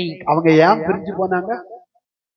நம்முடையவர்கள் அல்ல. வசனம் என்ன சொல்லுது? அவர்கள் நம்முடையவர்களாய் இருக்கவில்லை. எங்க கடன் கேட்கிறவனுக்கெல்லாம் நான் கடன் கொடுத்துட்டு இருக்கிறதுக்கு நான் என்ன கந்து வெட்டி கிடையா நடத்திட்டு இருக்கிறேன்? கடன் கொடுக்கலன்னு 2 குடும்பம் 3 குடும்பம் போச்சு. ஜெகவா விட்னஸ் பின்னாடி 5 குடும்பம் போச்சு. இதே நீ நாசமா போயிருவே. ஜெகவா விட்னஸ் பின்னாடி போய் இயேசுவ தெய்வம் இல்லை நீ மறுதளிக்கிற. அதெல்லாம் பரவாயில்ல, இயேசு தெய்வம் எல்லாம் கிடையாதுன்னு போனான்னா நான் என்ன பண்ண முடியும்? 5 குடும்பம் ஜெகவா விட்னஸா போனா, 2 குடும்பம் கடன் கொடுக்கலன்னு போச்சு. தசமபாகத்தை பத்தி எல்லாம் இவர் பேசுறாரு, ஒரு குடும்பம் போச்சு. நான் அப்படி சொல்லட்டுமா? சொல்லணும்னா 1000 விஷயம் சொல்லலாம். ஆனா என்னன்னா, இவர் வாயே சரியில்லை. யாரு வாய் சரியில்லை? ஜோசப் பிரபுவோட வாயே சரியில்லை. போட்டு தாக்கிடுறாரு. வசனம் தாக்கினால் என்னால ஒண்ணும் பண்ண முடியாது. என்ன, கர்த்தருடைய வார்த்தை கண்மலைகளை பிளக்கும். அது நான் ஒண்ணும் பண்ண முடியாது. பிரியமானவர்களே, ஒழுங்கினத்தை கண்டா நான் கண்டிக்காம இருக்க முடியாது, சுட்டி காட்டாம இருக்க முடியாது. தப்பு பண்ணா தப்புதான். அது யாரா இருந்தாலும் சரி, அது எங்க அப்பாவா இருந்தாலும் சரி, அது டேவிட் பிரதரா இருந்தாலும் சரி, நான் பயப்பட போறது அடி வாங்கின காலம் ஒன்று இருக்கிறது, அடி கொடுக்கிறதுக்கு ஒரு காலம், எல்லாவற்றுக்கும் ஒரு காலம். சத்தியபிரியா என்னமா சிரிக்கிறாங்க பாருங்க. பிரியமானவர்களே, எல்லாத்துக்கும் ஒரு காலம் இருக்கு. எல்லாரையும் நான் நேசிக்கிறேன், எனக்கு யார் மேலையும் விரோதம் இல்ல, வைராக்கியம் இல்ல. ஆனா சத்தியத்துக்கு விரோதமா ஒரு மனுஷன் நடந்தா என்னால கண்ணடைச்சுக்கிட்டு இருக்க. தப்பு பண்ணா நீ செய்யறது தவறு. நிந்தைகள் வரும், ஏச்சு பேச்சுகள் வரும், அவமானங்கள் வரும், பரியாசங்கள் வரும். அதை பத்தி எல்லாம் நம்ம கவலைப்பட வேண்டியதில்லை. நம்ம மறைஞ்சு கொள்ள வேண்டிய இடம் என்ன? கண்மலையின் வெடிப்பு. இந்த பாடுகள் நம்மை மகிமைக்கு தகுதிப்படுத்துகிறபடியினால் எனக்கு கூட்டம் சேர்க்கிறது என் தரிசனமே இல்லைங்க. கூட்டம் சேர்க்கணும்னா நான் வேற மாதிரி தான் போகணும். நான் அப்படி இருக்க முடியாது. நான் கர்த்தருடைய வாயாய் இருக்கணும். தெய்வம் என்ன இங்க நிக்க வச்சிருக்கிறதுக்கு காரணம் உங்க வாயா இருக்கிறதுக்கு இல்ல. உங்க வாயா இருந்தா நான் எங்க தெரியுமா நிக்கணும்? இங்க நிக்கணும். அது யார் வேலை? இங்க நிக்கிறது யார் வேலை? பிரதான ஆசாரியனுடைய வேலை. நான் இங்க நிக்கணும்னா யாரு? பிரதான ஆசாரியன். நான் இங்க நின்னா நான் யாரு? தீர்க்கதரிசி. தீர்க்கதரிசி கர்த்தருடைய வாய், பிரதான ஆசாரியன் ஜனத்தினுடைய வாய். ரெண்டுக்கும் டிஃபரன்ஸ், ரெண்டு ஆபீஸுக்கும் difference. But at the same time சில நேரத்துல நான் ஜனத்தின் வாயாகவும் ஆண்டவர்கிட்ட நிக்கணும், பரிந்து பேசணும். But at the same time என்னுடைய பிரைம் பொசிஷன், தெய்வம் எனக்கு கொடுத்திருக்கிற மிகப்பெரிய பொசிஷன் தெரியுமா? To be the mouth of God. தேவனுடைய வாயா இருக்கும்படி. நான் தப்பு பண்ணாலும் தப்பு தாங்க. நான் தப்பு பண்றனால தெய்வம் என்ன அப்படியே விட்டுட்டு வேடிக்கை பார்ப்பாருங்களா? ஒரு இடத்துலையும் சொல்லல. தப்பு பண்ணா எனக்கு அடிவலம். தேவனுடைய வார்த்தையிலிருந்து யாரும் தப்ப முடியாது. வசனம் சொல்லுது, இயேசு சொல்றாரு, நான் ஒருவனையும் நியாயம் தீர்க்கல, நான் நியாயம் தீர்க்கிற ஒன்று இருக்கிறது. அது என்னது? நான் சொல்லிய வசனமே. சோ கர்த்தருடைய வார்த்தையை சொல்ல வேண்டிய இடத்துல, சொல்ல வேண்டிய நேரத்துல நான் சொல்லித்தான் ஆகணும். நீங்க தப்பு பண்ணா நீங்க தப்பு பண்றீங்க, அவ்வளவுதான். உங்களுக்கு பிடிக்குது பிடிக்கல அதெல்லாம் எனக்கு, அதை நான் அது என்னுடைய கன்சிடரேஷனே கிடையாது. வசனத்துக்கு முன்னாடி தப்பு பண்ணினா தப்பு தான். சோ பிரியமானவர்களே, அவர்கள் நம்முடையவர்கள் அல்லாதபடியினால் நம்மை விட்டு பிரிந்து போனார்கள். நம்முடையவர்களாய் இருந்தார்கள், ஆனால் நம்முடனே கூட நிலைத்திருப்பார்களே. அப்ப அவங்க நம்முடையவர்கள் அல்ல, வேற எதிர்பார்ப்புல வந்தவர்கள். போன வாரம் தான் தாஸ்ட பேசிட்டு, அமலாவும் தாஸ்டும் பேசிட்டு இருக்கும்போது, பாஸ்டர் அங்க என்ன கூட்டம் போகுதுங்கிறீங்க? யாரு? அமலா. நான் சொன்னேன், எல்லாம் அங்க போக முடியும், இங்க வர முடியாது. இங்க வந்தா அடுத்த வாரம் ஓடி போயிடுவாங்க. தாஸ் சொல்றாரு, நம்ம வாங்கி வாங்கி பழகிட்டோம். அமலா என்ன வாங்கி? மொத்தமா பேங்க்ல வாங்கி இல்ல, பாஸ்டர்ட்ட அடி வாங்கி வாங்கி இதெல்லாம் காப்பு காய்ச்சிருச்சு. இனிமே அடிச்சாலும் உரைக்காது. நம்ம அந்த இடத்துக்கு ரெடி ஆயிட்டோம் அமலா அப்படின்னாரு. பிரியமானவர்களே, அதை அடிக்கிறது என்னுடைய நோக்கம் அல்ல. ஆனாலும் கூட ஒண்ணு தெரிஞ்சுக்காங்க, எந்த மரத்துல கனி இருக்குதோ அங்கதான் என்ன விழும்? கல்லறி விழும். தெய்வம் நம்மளை அடிக்கிறாரு. இப்போ மெல்லிய மாவாக்கணும்னா என்ன செய்யறது?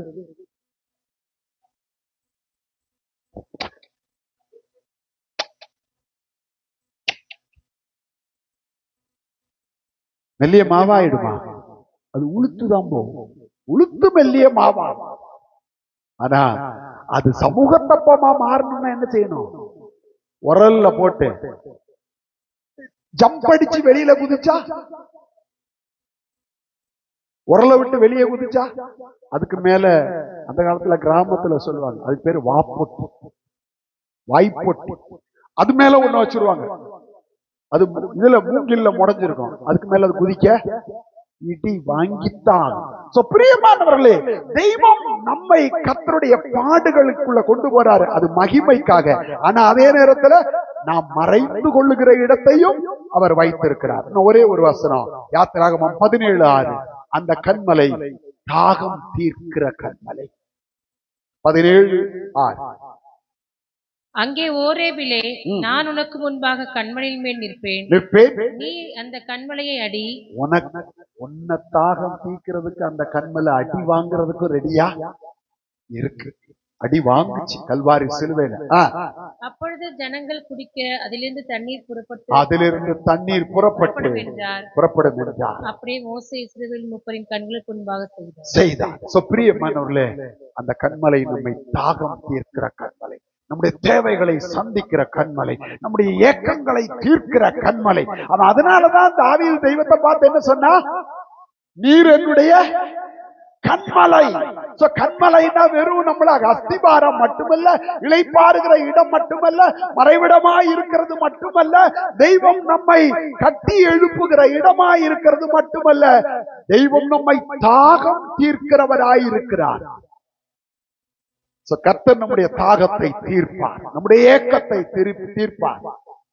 என் ஏக்கமெல்லாம் தீர்ப்பார், சந்தோஷம் நான் காணுவேன். என் ஏக்கமெல்லாம் என் தேவன் தீர்ப்பார், சந்தோஷம் நான் காணுவேன். தேவா நான் எதிராலும் செய்தவன், ராஜா நான் அதை தினம் யோசிப்பவன். தேவா நான் எதிராலும் செய்தவன், ராஜா நான் அதை தினம் யோசிப்பவன். எதினான் இது எதினான், நீர் என்னோடு வருவதினான். எதினான் இது எதினான், நீர் என்னோடு வருவதினான். எல்லாரும் ஒரு நிமிஷம் இந்த கண்களை மூடலாம். நீரன் கண்மலை, என் அஸ்திபாரம், என்னை கட்டி எழுப்புகிறவர், எனக்கு மறைவிடமாய் இருக்கிறவர், என்னை இளைப்பார பண்ணுகிறவர், என் தாகங்களை தீர்க்கிறவர். நீங்க இல்லைன்னா என் வாழ்க்கை இல்லை. இந்த கண்மலை நொறுங்கிருச்சு கல்வாரி சிலுவையில. ஆனா நான் நொறுங்க போறதில்லை, நான் அசைய போறதில்லை. விசுவாசிக்கிறவன் பதற போறதில்லை, குலுங்க போறதில்லை, நான் அசைய போகிறதில்லை.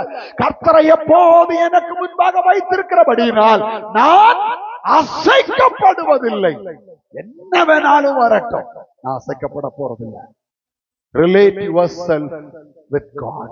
தெய்வத்தை உங்களோடு கூட என்ன செய்யுங்க, இணைங்க. உங்களுக்கு தெய்வத்துக்கு என்ன உறவு இருக்கு? தெய்வம் உங்களுக்கு யார்? தெய்வம் உங்களுக்கு என்ன செய்கிறார்? என்ன செய்து கொண்டிருக்கிறார்? என்ன செய்ய போகிறார்? பிசாசு கேட்கட்டும், தைரியமா சொல்லுங்க, என் தாகத்தை தீர்க்கிறவர். அதுலயும் ஒரு வசனம் இருக்கு, கண்மலையின் தேடினால் அவர் என்ன செய்வாரா? திருப்தி ஆக்குவார். அவர் திருப்தி ஆக்குறதை. இந்த கண்மலை தாகம் மட்டும் தீக்கல, தாகம் சில நேரம் அடங்கும், திரும்பவும் என்ன செய்யும்? தாகம் வரும். ஆனா இந்த கண்மலை திருப்திப்படுத்துகிற கண்மலை. வசனங்கள் நிறைய இருக்கு, நமக்கு நேரம் இல்லை. ஆண்டவர்ட்ட சொல்லுங்க, நீரன் கண்மலை, நீரன் கண்மலை, என்னை பாதுகாக்கிற கண்மலை, என்னை பலப்படுத்துகிற கண்மலை, என்னை மறைத்துக் கொள்ளுகிற கண்மலை, எனக்கு நிழலாய் இருக்கிற கண்மலை, என்னை இளைப்பாற பண்ணுகிற கண்மலை, என்ன தாகம் தீர்க்கிற கண்மலை, எனக்காக பிழைக்கப்பட்ட கண்மலை. ஏன்னா என்ன உள்ள வச்சு மறைச்சுக்கிறதுக்காக பிழைக்கப்பட்ட கண்மலை, நான் வாசம் பண்ணுகிற கண்மலை. இன்னும் வசனம் இருக்கு, நான் வந்தடையத்தக்க கண்மலை. நேரம் இல்லை, நம்முடைய கண்களை மூடுங்க. ஆண்டவர்ட்ட ஒவ்வொரு நாளும் சொல்லுங்க, நீரின் கண்மலை. எப்படிப்பட்ட கண்மலை? உங்களுக்கு அந்த கண்மலை என்ன செய்து, என்ன செஞ்சு கொண்டிருக்கு, என்ன செய்யணும்? பிசாசு சொல்றத கேட்காது. கர்த்தர் பெரிய காரியங்களை உங்க வாழ்க்கையில நடப்பிப்பாரு. நீங்க எப்பேற்பட்ட சோதனையில் இருந்தாலும் நீங்க வெளியே வர முடியும், நீங்க விடுதலை பெற முடியும், நீங்க இளைப்பாற முடியும், நீங்க ஜெயம் பெற முடியும். ஏன்னா உங்களுக்காக எனக்காக சிலுவையில் அவர் எல்லாம் பட்டு தீர்த்துட்டார். இனிமே நீங்கள் நானும் பட வேண்டியதில்லை, போராட்டங்களை சகிக்க வேண்டியதில்லை, அவமானப்பட வேண்டியதில்லை. கண்மலையை பார்த்து சொல்லுங்க, என் தாகம் தீர்க்கிற கண்மலையே, என்னை திருப்தியாக்குற கண்மலையே, என்னை மூடிக்கொள்ளுகிற கண்மலையே, எனக்கு வாசமாயிருக்கிற கண்மலையே, என்று எனக்காக பிளக்கப்பட்ட கண்மலையே, என்னை மகிமைக்கு ஆயத்தப்படுத்துகிற கண்மலையே, என்னை ஆளுகைக்கு தகுதிப்படுத்துகிற கண்மலையே, என்னோடு கூட வருகிற கண்மலையே, என்னை கட்டி எழுப்புகிற கண்மலை, கர்த்தரை மகிமைப்படுத்துங்க. பெரிய அற்புதங்கள் உங்க வாழ்க்கையில நடக்கும்.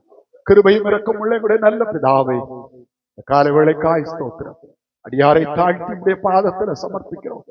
காலவேளையிலே உடைய ஆராதனை மட்டும் நீர் பொறுப்படுத்தி நடத்துனதுக்காய் ஸ்தோத்திரம்.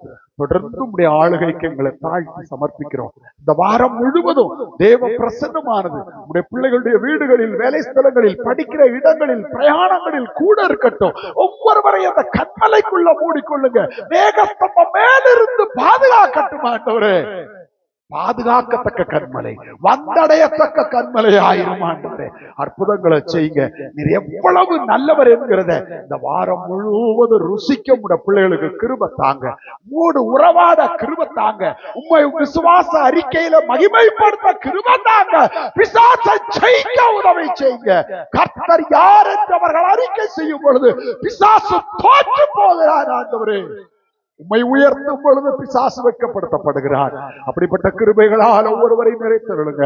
ஆன்லைன்ல இணைந்த ஒவ்வொருவரையும் கர்த்தர் ஆசீர்வதிங்க. வர தடைப்பட்ட நம்முடைய பிள்ளைகளையும் கர்த்தர் சுகவீனமாயிருக்கிற ஒவ்வொருவரையும் விடுதலையாக்கி பலப்படுத்தி பாதுகாத்துக் கொள்ளுங்க. யாவரையும் உடைய கரங்களில் ஒப்புவிக்கிறோம். ஆசீர்வதியும் இயேசுவின் நாமத்தில் பிதாவே. என் ஆத்துமாவே கர்த்தரை ஸ்தோத்தரி, என் முழு உள்ளமே அவருடைய பரிசுத்த நாமத்தை ஸ்தோத்தரி. என் ஆத்துமாவே கர்த்தரை ஸ்தோத்தரி, அவர் செய்த சகல உபகாரங்களையும் மறவாதே. ஆமென். நம்முடைய கர்த்தராகிய இயேசு கிறிஸ்துவின் கிருபையும் பிதாவாகிய தேவனுடைய அன்பும் பரிசுத்தாவியானவருடைய ஐக்கியமும் பாதுகாவலும் நாம் அனைவரோடும் சகல பரிசுத்தவான்களோடும் கர்த்தருடைய வருகை பரியந்தம் இருப்பதாக. அதிசயமாய் என்னை மட்டும் நடத்தியது